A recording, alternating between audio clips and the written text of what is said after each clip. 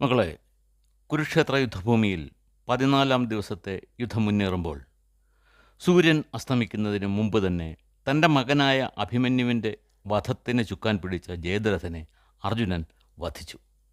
ഒപ്പം പാപിയായ അയാളുടെ പിതാവ് പൃഥക്ഷത്രൻ്റെയും മരണത്തിന് കാരണമായി. ഭീമസേനനും സാത്വികിയും അർജുനൻ്റെ സഹായത്തിന് ഉണ്ടായിരുന്നു. എന്നിട്ടും അവസാന നിമിഷത്തിൽ ശ്രീകൃഷ്ണൻ മായയാൽ സൂര്യമണ്ഡലം ഇരുട്ടുകൊണ്ട് മറച്ചപ്പോൾ വിജയം ആഘോഷിക്കാൻ പുറത്തു വന്ന ജയദ്രഥനെ അർജുനൻ വധിക്കുകയായിരുന്നു. സഞ്ജയൻ തുടർന്നു: രാജാവേ, ജയദ്രഥൻ്റെ വധം കൗരവർക്ക് കിട്ടിയ ഒരു വലിയ പ്രഹരമായിരുന്നു.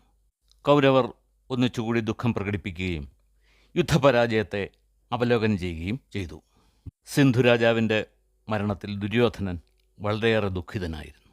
ദുഃഖഭാരത്താൽ കണ്ണുനീരൊഴുക്കിക്കൊണ്ട് അയാൾ പറഞ്ഞു: യുദ്ധത്തിൽ ശത്രുക്കളെ വധിച്ച് രാജ്യഭാരം തുടരാമെന്ന ആശ തന്നെ നഷ്ടപ്പെട്ടു. അർജുനനെപ്പോലെ ഒരു വില്ലാളി ഭൂമിയിൽ വേറെയില്ല. ദ്രോണരും കൃപരും കർണനും അശ്വത്ഥാമാവുമൊന്നും പാർത്ഥന് തുല്യരേയല്ല. ഇവർ ഒന്നിച്ചു നിന്നാലും ക്രുദ്ധനായ അർജുനന് മുന്നിൽ ഒന്നും ആകില്ല. യുദ്ധത്തിൽ മഹാരഥന്മാരായ ഒട്ടേറെ രാജാക്കന്മാരെ വധിച്ചിട്ടാണ് അർജുനൻ്റെ ജയദ്രഥവധം നിർവഹിച്ചത്. വിപുലമായ കൗരവ സൈന്യത്തെ പാണ്ഡവസേന ഓരോ വിധത്തിലും സംഹരിച്ചു. കർണൻ ഒരു തികഞ്ഞ പോരാളിയാണെന്ന് വിശ്വസിച്ചു പോയി. ആ വിശ്വാസത്തിലാണ് കൃഷ്ണൻ്റെ സന്ധിസംഭാഷണ ശ്രമത്തെ തള്ളിക്കളഞ്ഞതും ഇക്കണ്ട യുദ്ധമെല്ലാം നടത്തിയതും. എന്നിട്ടും അർജുനൻ കർണനെ പരാജയപ്പെടുത്തി. സഞ്ജയൻ തുടർന്നു: രാജാവേ, ഈ വിധം കലുഷമായ മനസ്സുമായി അങ്ങയുടെ പുത്രൻ ദ്രോണാചാര്യരെ കാണാൻ പോയി. ആ ദിവസത്തെ യുദ്ധത്തിൻ്റെ വിശേഷങ്ങൾ അയാൾ ആചാര്യൻ്റെ മുന്നിൽ നിരത്തി. എന്നിട്ട് പറഞ്ഞു: ആചാര്യ, നമ്മുടെ 7 അക്ഷൗഹിണി സൈന്യത്തെ പാണ്ഡവർ കൊന്നൊടുക്കി. അതിനുശേഷമാണ് അർജുനൻ അങ്ങയുടെ ശിഷ്യനായ ജയദ്രഥനെ വധിച്ചത്. ആചാര്യ, നമുക്ക് വേണ്ടി യുദ്ധം ചെയ്ത് ജീവൻ വെടിഞ്ഞ മിത്രങ്ങളോടുള്ള കടം നമ്മൾ എങ്ങനെ വീട്ടും? നമ്മളെ വിജയിപ്പിക്കാൻ വേണ്ടി പുറപ്പെട്ട എത്രയെത്ര രാജാക്കന്മാരുടെ ശരീരമാണ് ജീവനറ്റ് യുദ്ധഭൂമിയിൽ കിടക്കുന്നത്. എൻ്റെ സ്വാർത്ഥലാഭത്തിന് വേണ്ടി ഇത്രയും മനുഷ്യരെ കുരുതി കൊടുത്ത ഞാൻ ഇനി എത്ര അശ്വമേധങ്ങൾ നടത്തിയാലാണ് ഈ പാപത്തിൽ നിന്നും മുക്തനാകുക? എത്രയെത്ര മിത്രങ്ങൾ എനിക്ക് വേണ്ടി ജീവൻ വെടിഞ്ഞു. എൻ്റെ മുത്തച്ഛൻ ശരശയ്യയിലായി യുദ്ധഭൂമിയിൽ കിടക്കുകയാണ്. അദ്ദേഹത്തോട് നീതി കാണിക്കാൻ എനിക്കായില്ല. പാണ്ഡവരെയും പാഞ്ചാലിയെയും വധിച്ചല്ലാതെ എൻ്റെ മനസ്സിന് ശാന്തി ലഭിക്കില്ല. അല്ലെങ്കിൽ എനിക്ക് വേണ്ടി പാർത്ഥൻ്റെ ശരങ്ങൾക്കിരയായ രാജാക്കന്മാരെ അനുഗമിക്കുകയല്ലാതെ മറ്റൊരു വഴിയുമില്ല. ആചാര്യ, ഇതെല്ലാം കണ്ടിട്ടും അങ്ങെന്താണ് ഒന്നും ചെയ്യാതിരിക്കുന്നത്? അല്ലെങ്കിലും അർജുനൻ അങ്ങയുടെ വത്സല ശിഷ്യനല്ലേ? സത്യത്തിൽ എൻ്റെ വിജയം ആത്മാർത്ഥമായി ആഗ്രഹിക്കുന്നത് കർണൻ മാത്രമാണ്. ശരിയായ അഭ്യുദയകാംക്ഷിയെ തിരിച്ചറിയാതെ യുദ്ധത്തിൻ്റെ ചുമതല മറ്റുള്ളവരിൽ കെട്ടിവെച്ച ഞാൻ ഒരു വിഡ്ഢി തന്നെ. അങ്ങ് പാണ്ഡവരുടെ മുഴുവൻ ആചാര്യനും കൂടിയാണല്ലോ. എനിക്ക് വേണ്ടി പോരാടി വീരസ്വർഗം പ്രാപിച്ച എൻ്റെ മിത്രങ്ങൾക്കൊപ്പം പോകാനാണ് എൻ്റെ തീരുമാനം. അങ്ങ് എന്നെ പോകാൻ അനുവദിച്ചാലും. രാജാവേ, അങ്ങയുടെ മകൻ പറഞ്ഞ വാക്കുകൾ ആചാര്യൻ്റെ മനസ്സിനെ ദുഃഖിപ്പിച്ചു. അദ്ദേഹം പറഞ്ഞു: ദുര്യോധന, നീ എന്നെ പഴിച്ചിട്ട് എന്തു കാര്യം?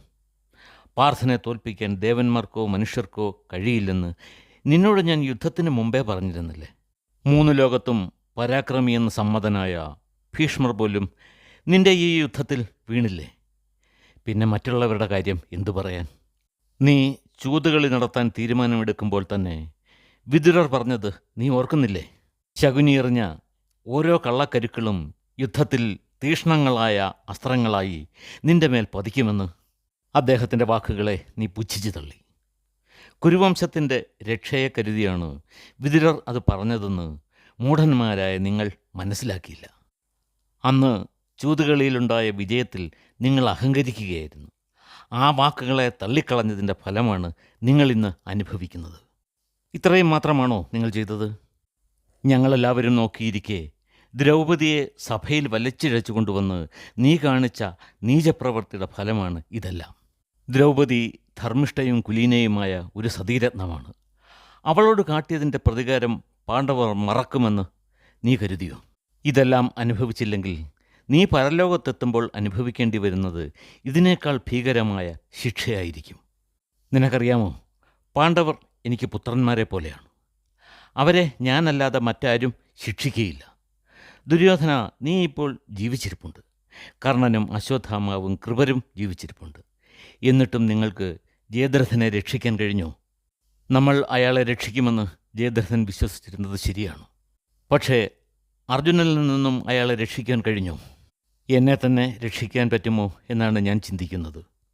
ഭീഷ്മരെ വീഴ്ത്തിയത് ശിഖണ്ഡിയാണെന്നാണോ നീ കരുതുന്നത്? ദേവന്മാർക്ക് പോലും പരാജയപ്പെടുത്താൻ കഴിയാത്ത അദ്ദേഹത്തെ ശിഖണ്ഡി വീഴ്ത്തി എന്ന് നിങ്ങൾ വിശ്വസിച്ചെങ്കിൽ നിങ്ങളുടെ മൂഢത്വം. ഭീഷ്മരുടെ മേൽ തറച്ചിരിക്കുന്ന ഓരോ അസ്ത്രവും ഗാന്ധീവത്തിൽ നിന്നുള്ളതാണ്. അത് അദ്ദേഹത്തിനും അറിയാം. ഇതാ പാണ്ഡവരുടെയും പാഞ്ചാലരുടെയും സൈന്യങ്ങൾ ഒന്നിച്ച് എന്നെ ആക്രമിക്കാൻ ഒരുങ്ങുകയാണ്. ദുര്യോധന, പാഞ്ചാല രാജാക്കന്മാരെയെല്ലാം വധിച്ച ശേഷമേ ഞാൻ ഈ പടച്ചട്ട അഴിക്കൂ. അശ്വത്ഥാമാവിനെ കാണുമ്പോൾ നീ പറയണം, സ്വന്തം രക്ഷയിൽ ശ്രദ്ധിച്ചുകൊണ്ട് പരമാവധി സോമകന്മാരെ വധിക്കാൻ. ഈ രാത്രി ശപിക്കപ്പെട്ടതാണ്. ഇന്ന് ക്രുദ്ധരായ കൗരവരും വിജയികളായ പാണ്ഡവരും തമ്മിൽ കൊടിയ യുദ്ധം നടക്കും. ഇപ്രകാരം പറഞ്ഞിട്ട് ദ്രോണർ യുദ്ധമുഖത്തേക്ക് പോയി. രാജാവേ, അതിനുശേഷം അങ്ങയുടെ പുത്രൻ കർണനെ കണ്ടു. അയാൾ പറഞ്ഞു, കർണ, യുദ്ധം തുടരുകയാണ്. ശ്രീകൃഷ്ണൻ്റെ സഹായത്തോടെ അർജുനൻ വ്യൂഹത്തിനുള്ളിൽ കടന്ന് ജയദ്രഥനെ വധിച്ചു. എൻ്റെ സൈന്യം നശിച്ചു കഴിഞ്ഞു. ആചാര്യൻ മനസ്സ് വച്ചിരുന്നെങ്കിൽ അർജുനന് വ്യൂഹം ഭേദിക്കുവാൻ കഴിയുമായിരുന്നില്ല. പ്രിയപ്പെട്ട ശിഷ്യനല്ലേ? ജയദ്രഥനെ ഒളിപ്പിച്ചു നിർത്താൻ പറഞ്ഞ അദ്ദേഹം തന്നെ അർജുനന് വ്യൂഹത്തിൽ പ്രവേശിക്കാനുള്ള അനുവാദവും നൽകി. ജയദ്രഥൻ ആവശ്യപ്പെട്ടതുപോലെ അയാളെ തിരികെ വീട്ടിലേക്ക് അയച്ചാൽ മതിയായിരുന്നു. എങ്കിൽ ഇത്രയും വലിയ നരഹത്യ നടക്കുമായിരുന്നില്ല. ദ്രോണരിൽ വിശ്വസിച്ചു പോയതുകൊണ്ട് നീചനായ ഞാനാണ് ജയദ്രഥനെ തടഞ്ഞു നിർത്തിയത്. ഭീമൻ ഇന്നത്തെ യുദ്ധത്തിൽ എൻ്റെ കുറേ സഹോദരന്മാരെയും വധിച്ചു കഴിഞ്ഞു. രാജാവേ, ഇത് കേട്ടപ്പോൾ കർണൻ പറഞ്ഞു, സുയോധന, ഇങ്ങനെ ഗുരുവിനെ പഴിക്കുന്നത് പാപമാണ്. അദ്ദേഹം കഴിയുന്നവണ്ണമെല്ലാം യുദ്ധം ചെയ്യുന്നുണ്ട്. പക്ഷേ ദ്രോണരെ വകവയ്ക്കാതെ പാർത്ഥൻ വ്യൂഹത്തിൽ കടന്നു കയറിയതല്ലേ? നാം രണ്ടുപേരും യുദ്ധരംഗത്തുണ്ടായിരുന്നില്ലേ? നമുക്കും ജയദ്രഥനെ രക്ഷിക്കാൻ കഴിഞ്ഞില്ല. ഗുരുവിനെ ഇങ്ങനെ പഴിക്കരുത്. എല്ലാം വിധിയെന്നേ കരുതേണ്ടതുള്ളൂ. നമുക്ക് പ്രവൃത്തി ചെയ്യാനല്ലേ കഴിയൂ. ഫലം തരേണ്ടത് ഈശ്വരനല്ലേ? നാം ഏതെല്ലാം വിധത്തിൽ പാണ്ഡവരെ സംഹരിക്കാൻ ശ്രമിച്ചു. ഭീമന് വിഷം കൊടുത്തു, അരക്കില്ലത്തിലിട്ട് ചുട്ടുകൊല്ലാൻ ശ്രമിച്ചു, ചൂതുകളിയിൽ വ്യാജം കൊണ്ട് തോൽപ്പിച്ചു, ദ്രൗപദിയെ അധിക്ഷേപിച്ചു, രാജ്യതന്ത്രത്തിൻ്റെ പേരിൽ വനവാസത്തിന് അയച്ചു. ഇതൊക്കെ നേരായ മാർഗമായിരുന്നോ? അപ്പോൾ അതിൻ്റെ ഫലവുമുണ്ടായി. എങ്കിലും സുയോധന, നിരാശപ്പെടേണ്ട. വിജയം എന്ന ഏക ലക്ഷ്യത്തെ മുൻനിർത്തി കർത്തവ്യം നിർവഹിക്കുക. സഞ്ജയൻ തുടർന്നു, രാജാവേ, ഇങ്ങനെ അവർ സംസാരിച്ചു നിൽക്കുമ്പോൾ പാണ്ഡവസേനയുടെ ആർപ്പുവിളികൾ കേട്ടു. അങ്ങയുടെ പുത്രൻ യുദ്ധസന്നദ്ധനായി പുറപ്പെടുകയും ചെയ്തു. രാജാവേ, ഇരു സൈന്യങ്ങളും ഏറ്റുമുട്ടി. അസ്ത്രങ്ങൾ കൂട്ടമായി പാറിപ്പറന്നു. തോമരങ്ങളും ശക്തികളും അന്തരീക്ഷത്തിൽ മൂളിപ്പറന്നു. പരസ്പരം കൊല്ലാൻ വേണ്ടി ഇരു സൈന്യവും കഴിയുന്നത്ര പരിശ്രമിച്ചു. യുദ്ധഭൂമി രക്തപ്പുഴയായി മാറി. ആ സമയത്ത് അങ്ങയുടെ മകൻ്റെ യുദ്ധസാമർഥ്യത്തിൽ പാഞ്ചാല സൈന്യം പലായനം തുടങ്ങി. ഇങ്ങനെ വൈര്യത്തോടെ ദുര്യോധനൻ യുദ്ധം ചെയ്യുന്നത് മുമ്പൊരിക്കലും കണ്ടിട്ടില്ല. അയാൾ പാണ്ഡവ സൈന്യത്തെ ഒന്നാകെ വധിക്കുമെന്ന് തോന്നി. ഇതുകൊണ്ട് പാഞ്ചാല വീരന്മാർ ഭീമസേനൻ്റെ നേതൃത്വത്തിൽ ദുര്യോധനനോട് യുദ്ധം ചെയ്യുവാൻ ആരംഭിച്ചു.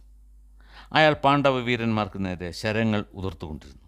ആ ശരങ്ങളേറ്റ് ഭീമസേനനും നകുല സഹദേവന്മാർക്കും വിരാടനും യുധിഷ്ഠിരനും ശിഖണ്ഡിക്കും ദൃഷ്ടദ്യുമ്നനും കേകയ ചേതി രാജാക്കന്മാർക്കും മുറിവേറ്റു. ഇതിനൊപ്പം ധാരാളം സൈനികരെയും ഗജങ്ങളെയും യുവരാജാവ് വധിക്കുകയും ചെയ്തു. രാജാവേ, അങ്ങയുടെ മകൻ്റെ ഈ പരാക്രമത്തിൽ ഭയന്നു വിറച്ച പാണ്ഡവ സൈന്യം പിന്തിരിയാൻ തുടങ്ങി. ഇത് കണ്ടപ്പോൾ യുധിഷ്ഠിരൻ ക്രോധത്തോടെ എല്ലാവരെയും മടക്കി വിളിക്കുകയും ദുര്യോധനെ ആക്രമിക്കുകയും ചെയ്തു. ദുര്യോധനൻ അയച്ച 3 ശരങ്ങളേറ്റ് യുധിഷ്ഠിരൻ്റെ സാരഥി വിവശനായി. മറ്റൊരസ്ത്രത്താൽ അയാൾ യുധിഷ്ഠിരൻ്റെ ചാപം ഖണ്ഡിച്ചു. ഉടൻ തന്നെ മറ്റൊരു വില്ലുമെടുത്ത് യുധിഷ്ഠിരൻ ആക്രമണം തുടർന്നു. യുധിഷ്ഠിരൻ്റെ ശരമേറ്റ് ദുര്യോധനൻ്റെ വില്ല് 3 കഷ്ണങ്ങളായി മുറിഞ്ഞു വീണു. യുധിഷ്ഠിരനയച്ച മറ്റൊരസ്ത്രമേറ്റ് ദുര്യോധനൻ തേർത്തട്ടിൽ ബോധമറ്റ് വീണു. ബോധം തിരിച്ചു കിട്ടിയ അങ്ങയുടെ പുത്രൻ പുതിയൊരു വില്ലുമായി എഴുന്നേൽക്കുമ്പോഴേക്കും പാഞ്ചാല സൈന്യം അയാളെ വളഞ്ഞു കഴിഞ്ഞിരുന്നു. അപ്പോൾ ദ്രോണർ പാഞ്ചാലരെ തടഞ്ഞുകൊണ്ട് വന്നെത്തി. അതോടെ കുരുക്ഷേത്ര യുദ്ധഭൂമിയിൽ അതിഘോരമായ യുദ്ധം ആരംഭിച്ചു. രാജാവേ, ദ്രോണർ യുദ്ധം ആരംഭിച്ചതോടെ അർജുനൻ, സാത്യകി, നകുല സഹദേവന്മാർ, വിരാടൻ, ദൃഷ്ടദ്യുമ്നൻ, കേകയൻ, ദ്രുപദൻ എന്നിവർ സംഘം ചേർന്ന് ദ്രോണരോട് പോരാടി. അവർക്ക് സഹായത്തിനായി ദ്രൗപദിയുടെ പുത്രന്മാരും യുദ്ധസമർത്ഥരായ 6000 പോരാളികളുമായി ശിഖണ്ഡിയും രാക്ഷസസേനയുമായി ഘടോൽക്കജനും ദ്രോണർക്ക് നേരെ യുദ്ധം ആരംഭിച്ചു. ആർക്കും ആരെയും തിരിച്ചറിയാൻ പറ്റാത്തവണ്ണം ഭീതിജനകമായിരുന്നു യുദ്ധം. രാത്രിയായി എന്ന് ആരും അറിഞ്ഞിരുന്നില്ല. അത്രമേൽ അങ്കക്കലിയിലായിരുന്നു ഇരു സൈന്യവും. രക്തം വീണ് കുതിർന്ന മണ്ണ് ചെളി പോലെ ആയിത്തീർന്നു. രാജാവേ, ആ രാത്രി യുദ്ധത്തിൽ പാണ്ഡവർ സൃഞ്ജയന്മാരുമായി ചേർന്ന് ദ്രോണരെ കഠിനമായി ആക്രമിച്ചു. മുന്നിൽ കിട്ടിയ ഓരോ ആളെയും ദ്രോണർ കാലപുരിക്ക് അയച്ചുകൊണ്ടിരുന്നു. അതിൽ പാണ്ഡവപക്ഷത്തെ ധാരാളം മഹാരഥന്മാരും ഉൾപ്പെട്ടിരുന്നു. കുറേയേറെ പേർ ഭയത്താൽ യുദ്ധഭൂമിയിൽ നിന്നും ഓടിപ്പോയി. ആയിരക്കണക്കായ ആനകളും കുതിരകളും കാലാൾപ്പടയും ആചാര്യൻ്റെ ശരങ്ങളേറ്റ് യമപുരിയിലെത്തിച്ചേർന്നു. ഒട്ടനവധി രഥങ്ങൾ അദ്ദേഹം തകർക്കുകയും ചെയ്തു. എന്നിട്ടും യുദ്ധത്തിൻ്റെ തീവ്രത ഒട്ടും കുറഞ്ഞില്ല. ഈ കഥയുടെ ബാക്കി ഭാഗം നമുക്ക് അടുത്ത ദിവസം കേൾക്കാം.